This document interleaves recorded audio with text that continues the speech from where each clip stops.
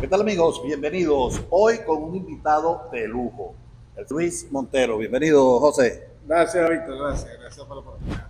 Vamos a conversar y aquí algo muy interesante. Año 1996. José Luis Montero juega béisbol criollitos de Venezuela, receptor.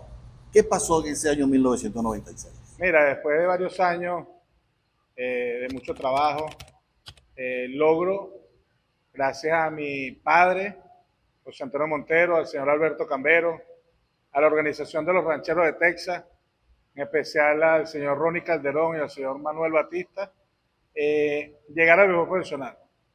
Llegué a la organización de los Rangers, tuve la oportunidad de ir a República Dominicana a jugar en aquel entonces la Dominican Summer League y de verdad que comienza mi carrera profesional con muchos altos y bajos, con muchas cosas positivas, mucho aprendizaje y de verdad que bastante motivado para aquel entonces con el sueño de convertirme en algún momento en pelotero de Grandes Ligas.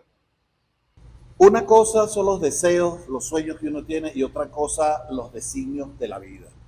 José Luis Montero es dado de baja o es released, como dicen hoy día en el béisbol, por los rancheros de Texas. Regresa acá a Venezuela y se sume quizás en una depresión. ¿Qué pasó allí? ¿Por qué caíste en esos niveles de depresión? Mira, yo creo que el sueño de todo pelotero al momento de firmar es convertirse en Grandes Ligas en algún Claro, momento. claro. Y te puedo decir que durante esos 6 años trabajé de manera incansable. Para mí el béisbol era todo, era mi pasión, era poder llegar al estadio, prepararme en las diferentes áreas y, y bueno, trabajar. En algún momento llegaron ciertos obstáculos que el béisbol te va colocando.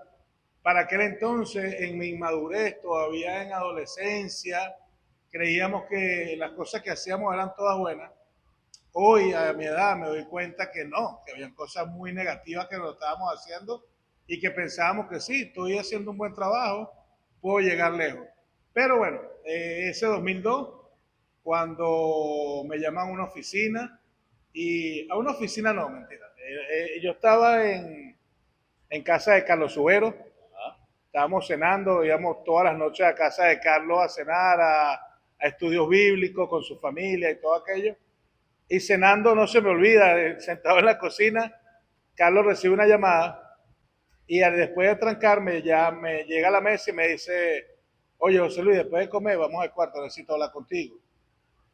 Bueno, así lo hicimos, terminamos de comer, estaba Vivier, estaban sus hijos, estaban otros jugadores, vamos al cuarto, nos sentamos en la cama, me dice, quiero orar por ti, y después de orar me dice, te vamos a dar libertad. Ese dejar en libertad es lo que nadie quiere escuchar.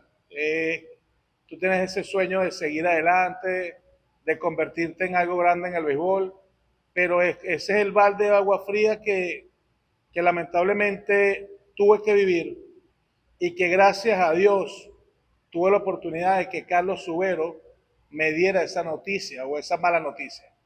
Carlos no se volvió en aquel momento, me dijo, mira José Luis, este momento es como cuando alguien cuando pierde un familiar. Para aquel entonces yo no había perdido un familiar. Muchos van a estar contigo, muchos te van a abrazar, te van a dar palabras de aliento, pero al mismo tiempo llega un punto donde te desprendes, donde todos se apartan y quedas tú nuevamente en esa soledad a la espera de que, ¿qué voy a hacer ahora? ¿O qué quiero hacer ahora? Y fue lo que me pasó.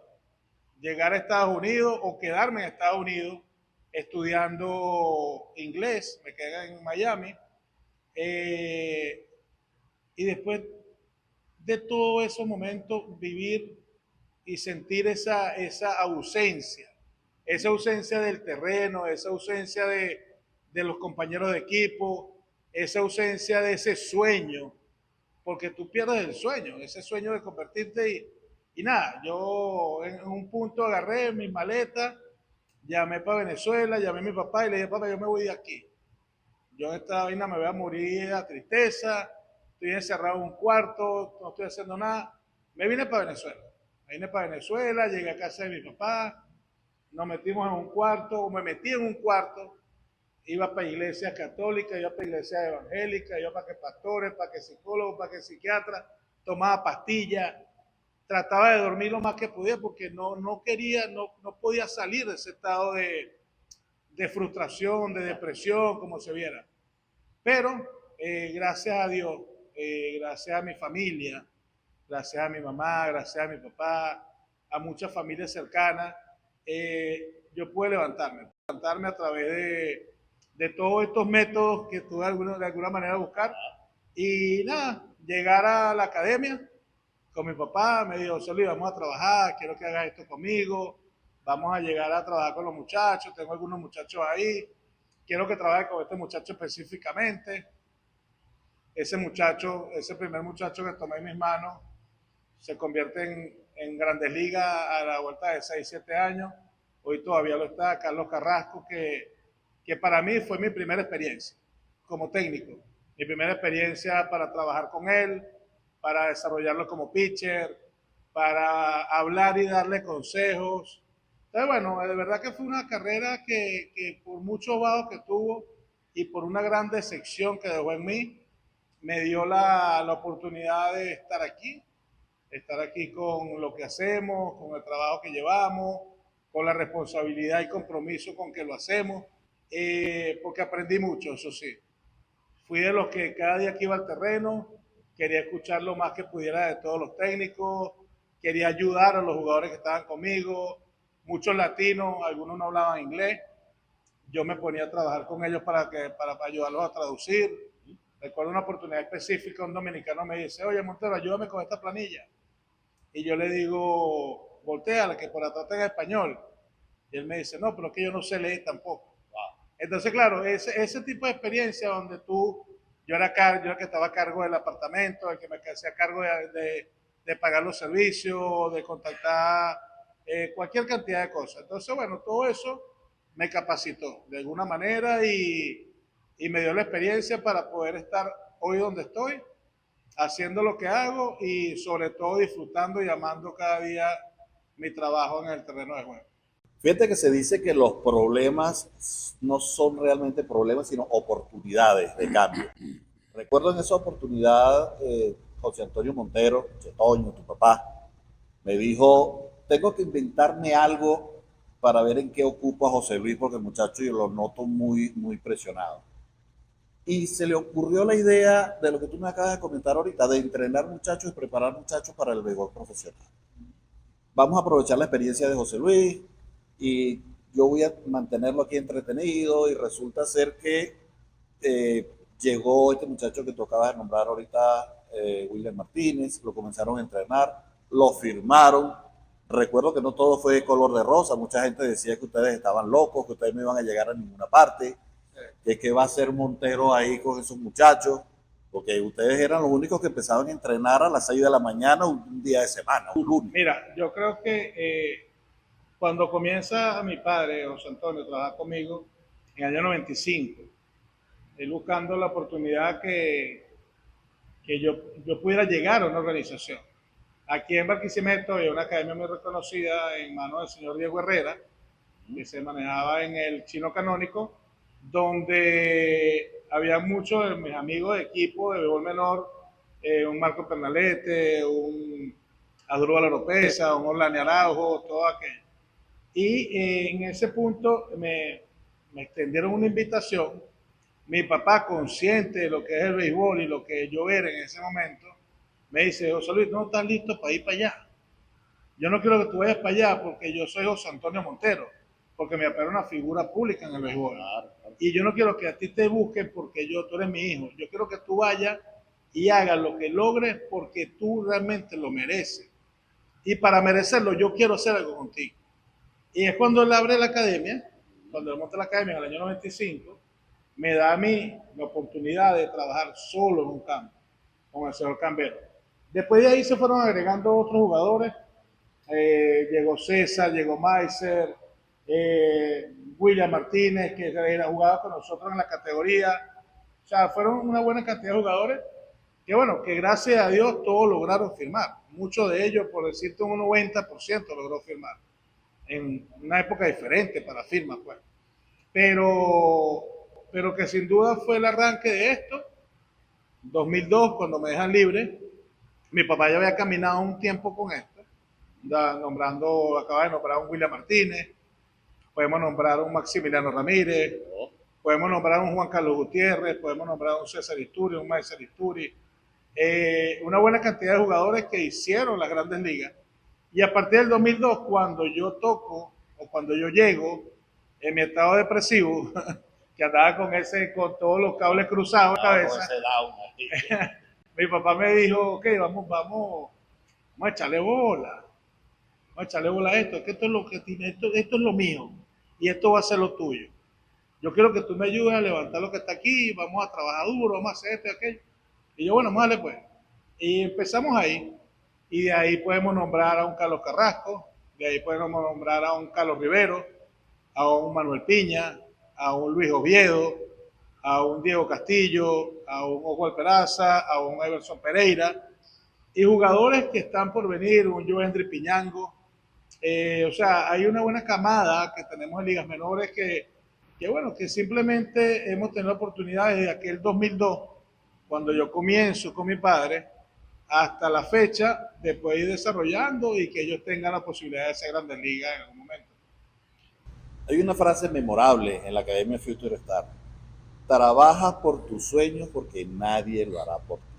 Ajá. Háblame de esa frase y de nuestro siempre querido y recordado Beto. Mira, yo creo que Beto fue un personaje, un gran personaje. Beto se capacitó de una manera tremenda, se fue a Estados Unidos a través de una beca y pudo formarse académicamente a nivel de béisbol. Y en su momento decidió venirse a Venezuela a trabajar con nosotros. Quienes conocimos a Beto, quienes conocieron a Beto, recuerdan aquel gordito tremendo, terrible, mala sangre, cuando tenía su etapa de niñez y de, vamos a llamarlo, sus 11, 12 años, pero que después desarrolló una personalidad súper especial. Yo creo que un muchacho súper preparado, súper inteligente, muy trabajador, muy dedicado, y que bueno, que fue a Estados Unidos, estudió y se vino a Venezuela. Cuando llega a Venezuela en el año 2008, ya nosotros teníamos como 6 años, o yo tenía como 6 años con mi papá. Recuerdo que yo le dije a Beto una oportunidad, Beto, vente para Venezuela. ¿Qué haces tú en Estados Unidos? O sea, está bien, tienes tu trabajo, tienes tus posibilidades, pero vente a Venezuela. Mi papá no está bien físicamente. Es bueno que compartas con él. Recuerdo mucho diciembre hablando por teléfono y Beto no venía, hasta que él decide venirse y en ese momento que se viene se incorpora a trabajar con nosotros. Una tremenda adición a lo que era el staff de trabajo, porque a Beto le encantaba trabajar con los lanzadores. Hoy día, estamos hablando de aquel 2008-2009, hoy día, con la nueva tecnología y todo lo que maneja el tema de picheo, recuerdo como si fuera ayer cuando lo hablaba con Beto en aquella época.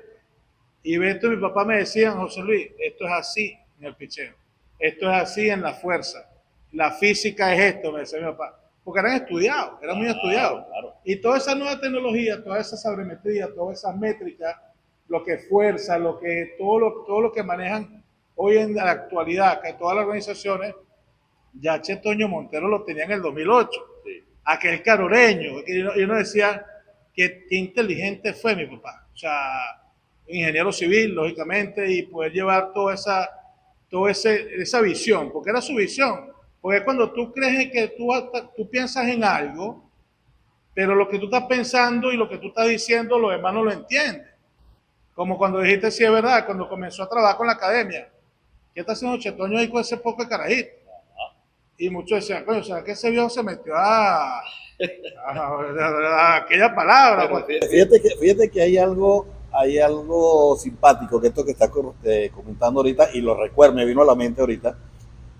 Él como ingeniero civil, en una oportunidad le dijeron, no, Che Toño, lo que pasa es que aquí en Fundalara no se pueden chequear a los pitchers porque no hay montículo. Entonces él dijo, ese es el problema, que no hay montículo. Pues el hombre diseñó un montículo, ¿recuerdas? De madera. Diseñó un Sí, montículo lo de hizo. madera que se podía armar y desarmar con las medidas y con la altura y todo, con las especificaciones de la Major League. O sea, bueno, aquí está el montículo. Y eso estamos hablando que fue 2007, 2008, 2006, por allá. O sea, claro, ingeniero civil, súper preparado, y que el béisbol fue su pasión también de vida, pues. Pero volviendo al punto de lo fueron aquellos años de los jugadores, yo creo que poder llegar a la fecha, sobre todo traer ese legado de José Antonio Montero, esa experiencia y ese legado que por igual nos dejó Beto, hablando de ese trabaja, lucha por tu sueño, lucha, trabaja por lo que quieres y trabaja por lo que quieres, que nadie lo hará por ti. Yo lo tengo tatuado aquí. Bueno, fíjate. Y lo tengo tatuado yo aquí. Y aquí está. Mira, esta pelota la tenía en un closet. Esta pelota se la dio Ricardo Ángel, un lanzador que nosotros firmamos en el año 2014. Se la regaló a Beto con lo que fue su primer ponche en el nivel profesional. Y esa parte, mira, cuando Beto se nos va en el 2015, yo recuerdo que dentro de toda la tristeza que todavía sentimos en el cementerio, yo le decía a mi mamá, o le mostré un mensaje que me llegó a mi mamá, un mensaje de uno de los jugadores. Y ese mensaje me dijo tanto que era como que, mira todo lo que dejó Beto en la vida de este único ser humano. Y así en ese único ser humano habían muchísimos otros niños que recibieron de él ese mensaje que los motivaba a seguir adelante. La vida de tu hijo valió la pena. Y al final de eso se trata, de que tu vida valga la pena el día que tú no estés. Y Beto lo logró de mucho. Y ese tatuaje está aquí, sí, y ese pensamiento está ahí. Y yo creo que vivimos siempre con ellos. O sea, mi papá y Beto, sumado a lo que es mi mamá, lo que es Mirlita, lo que es la familia, es lo que nos tiene aquí. Es lo que nos tiene aquí comprometidos, cada día avanzando, cada día luchando, innovando, para poder buscar el mejor porvenir de esos niños que tenemos en nuestras manos, que al final son quienes de una forma u otra nos están dando a nosotros lo que somos como Academia por igual. Y ese compromiso ha dado sus frutos. Tienes peloteros que ya han llegado al béisbol profesional, llegaron a las grandes ligas, y en ese transcurrir se han pasado 30 años. La Academia Future Star en noviembre del 2025 cumple 30 años de existencia. ¿Qué tiene preparado José Luis Montero y la familia Montero para ese 30º aniversario de la Academia Future Star? Sí, el tiempo pasa muy rápido y de verdad que cuando vamos atrás, aquel año 95, cuando en la idea de mi padre de ayudarme a mí para jugar profesional, comienza todo, después se fueron mejorando, perfeccionando, agregando detalles a lo que es la academia, ya la casa academia, ya no es un solo coach, necesitamos otro coach, necesitamos un trainer, necesitamos cualquier cantidad de cosas que han venido pasando. Pero ya 30 años después, con todo lo que vemos atrás y toda la experiencia que tenemos, queremos celebrarlo en grande. De verdad que queremos celebrarlo en grande. Queremos hacer una copa en el 30 aniversario de Future Star, donde vamos a invitar a algunas academias aliadas y amigos para que los muchachos tengan la oportunidad de jugar el terreno, y no solamente de jugarlo en una copa como tal, sino de ser visto y expuesto a las organizaciones que puedan acompañarnos, que además está decir que muchos de los scouts que hoy hacen vida en la zona centro-occidental han sido formados por Future Star, han salido de nuestras manos y hoy están en una nueva faceta de lo que es el béisbol a nivel profesional. Tenemos eso preparado, por igual otras sorpresas por ahí que van a estar presentes, y nada, seguir sumando años, sumando experiencia y dándole tanto a quienes formamos parte de esta academia, que no somos nosotros solamente como familia Montero, hay muchas familias involucradas, hay muchos técnicos involucrados y que juntos estoy seguro que vamos a seguir adelante y dando la experiencia a todos estos muchachos de que vayan al nivel profesional y verlo en algún momento siendo pelotero grande liga. Bien amigos, es todo por hoy. Es José Luis Montero, CEO de Future Star Baseball Academy. Será hasta una próxima entrega.